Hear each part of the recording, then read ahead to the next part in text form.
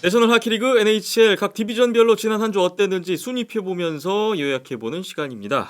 우리나라 시각으로 1월 30일 일요일 경기 종료 기준으로 순위표 살펴보겠고요. 동부 컨퍼런스 메트로폴리탄 디비전부터 출발해 보겠습니다. 8팀 중에서 6팀의 순위가 바뀌었던 지난주였어요. 디비전 1위 캐롤라이나 허리케인스입니다. 승점 62점인데요. 베이거스 오타와 상대로 연장 이후 승리, 뉴저지전도 승리 3연승으로 선두를 다시 탈환했습니다. 최근 7경기 6승 1패, 페이스 좋습니다. 피츠버그 펭귄스가 승점 61점으로 2위인데요.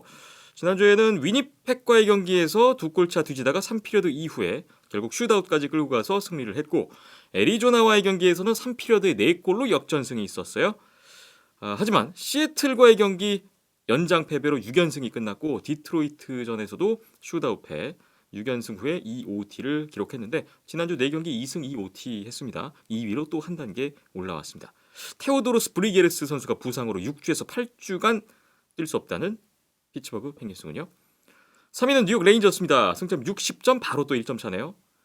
LA전 슛아웃승, 콜럼버스전 그리고 미네소타전은 모두 졌습니다. 두 경기 연속 역전패를 당하면서 선두를 지키지 못하고 3위까지 내려갔는데 수비수 애덤 폭스 선수 부상 악재가 또 발생했네요.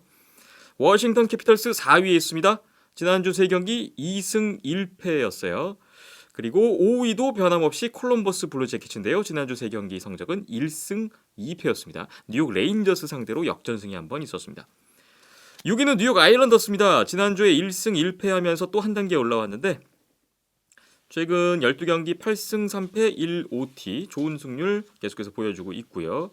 7위는 필라델피아 플라이어스가 같은 승점 36점으로 위치해 있습니다.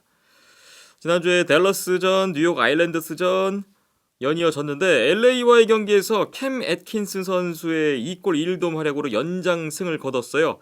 최근 13경기 10패 3OT 후에 14경기 만에 드디어 승리를 챙긴 필라델피아입니다. 12월 30일 승리 이후에 2022년 첫 승이었고요. 이 승리로 디비전 최하위에서도 벗어났습니다. 그리고 수비수 키스 옌들 선수가 뉴욕 아일랜더스전에서 965경기 달성하면서 NHL 역대 최다 연속 경기 출장 신기록이 달성됐고 계속해서 이 신기록은 연장되고 있습니다. 8위 뉴저지 데블스고요. 지난주 LA, 댈러스, 템파베이, 캐롤라이나에게 모두 패하면서 4연패. 6위에서 최하위 8위로 내려간 뉴저지 데블스였습니다. 상위권, 하위권 할 것 없이 순위가 계속해서 바뀌고 있는 메트로폴리탄 디비전인데 지난 한 주 동안에도 그러한 흐름은 계속됐고요. 필라델피아 플라이어스가 드디어 참 어렵게 1승 올렸습니다. 예. 네.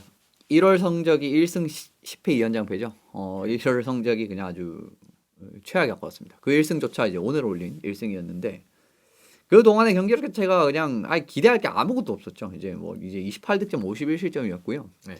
거의 좀 넉넉 잡아서 한 2배 정도 실점을 했으니까 이거는 경기를 이길래야 이길 수 없는 이런 상황이라고 보시면 될 것 같습니다. 일단 수비진 같은 부분에서 좀 믿음직한 자원이 없다라는 부분에 대한 부분. 물론 이런 부분에서 리스톨라이넨 선수에 대한 기대치가 있었습니다만은 실제로 리스톨라이넨 선수가 영입된 이후에도 썩 그렇게 좋은 모습이 안 나왔어요. 이제 그런 부분에서도 경기력적인 부분에서 좀 필리가 올 시즌 수비수들을 이제 좀 이름 있는 선수들 다수 영입을 한 부분에 있어서 앨리스 선수 부상에다가 리스톨라인의 또 불안한 플레이라든가 그런 부분에다가 옌델 선수도 솔직히 말씀드리면 아주 수비적으로는 최근 들어서 어마어마한 기여를 보여줄 수 있는 선수는 아니기 때문에 그런 부분에서 영입할 만한 그 기대치 좀 실패한 부분이 있다라고 보시면 될 것 같습니다. 그 부분이 이제 실점 부분에서 나타나고 있다라고 말씀을 드릴 수 있고 파워플레이 35번 기회가 있었는데 5골밖에 못 넣었고요.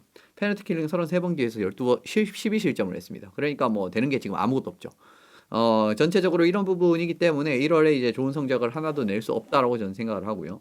실제로 이제 1승 12패라는 부분이었죠. 그러니까 12월 성적까지 합하면 이제 13연패 기간이 있었고 이 정도로 필리가 좋지 않았기 때문에 올 시즌 어떻게 보면 지금 필라델피아가 다시 일어서신 힘은 좀 적다라고 생각을 합니다. 사실 이제 올 시즌 필라델피아 같은 경우는 이제 앞서서도 이제 좀 부상 같은 부분에 악재가 있었고 그런 부분이 있었는데 이제 이렇게 되면은 지루 선수를 이제 이 트레이드로 보내는 거는 이제 기정사실화가 됐다라고 저는 생각을 합니다. 이제 지금 상황에선 필라델피아가 아주 앞으로의 뭔가 플레이오프에 대한 기대치가 크지 않은 상황이고 그렇게 되고 이제 지루 선수가 계약이 1년이 남은 상황에서 만약에 지금 이제 큰 선택을 하게 된다면 지루 선수를 이제 트레이드를 하면서 아직 기량이 있는 선수이기 때문에 이 선수를 트레이드를 하게 되면 꽤 좋은 가치를 받아낼 수가 있는 상황이거든요. 네. 이런 부분에서 이제 조금은 다음 시대를 조금씩 준비를 할 건지 이 부분을 지켜보셔야 될 것 같은데 결국은 이제 플래처 GM의 지루 선수를 이제 보내는데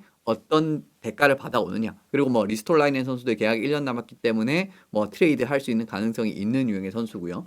지금 이제 나오는 부분이라면은 수비진의 핵심으로 평가받았던 이제 프로보로프 선수조차도 이 트레이드를 할 가능성이 있다라는 이야기가 나왔기 때문에 지금 네. 전방위적으로 아주 크게 물갈이를 할 수 있는 상황이 어쨌든 찾아오긴 했거든요. 그래서 이제 플래처 GM이 어떤 선택을 하는지 앞으로 좀 지켜보시면 좋지 않을까라는 생각이 들었습니다. 네, 현재 분위기를 근거해서 뭐 이미 어느 정도 올 시즌에 대한 방향을 좀 잡아가는 듯한 그런 분위기가 감지되고 있는 필라델피아 플라이어스군요.